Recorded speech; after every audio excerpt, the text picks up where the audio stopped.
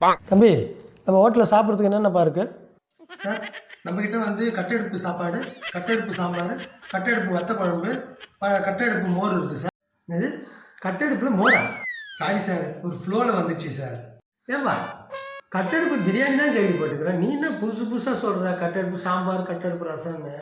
Sir அது ஒன்றும் இல்லை சார், ஒரு 10 வருஷமாகவே பாரம்பரிய உணவை தான் சார் நாங்கள் மக்களுக்கு கொடுத்துன்னு இருக்கிறோம். தலைவரே எங்கிட்டே புருடா விடுற பத்தியா, சிலிண்டர் இல்லை அதுதான் உண்மை.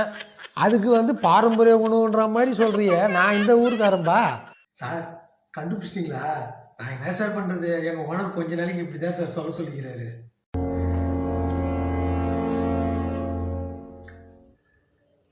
இவரு நல்லா இன்ட்ரெஸ்டாக சாப்பிட்றாரு, என்னவா இருக்கும்? கட்டெடுப்பு இடியாப்பம் சார். என்னது இடியாப்பமா?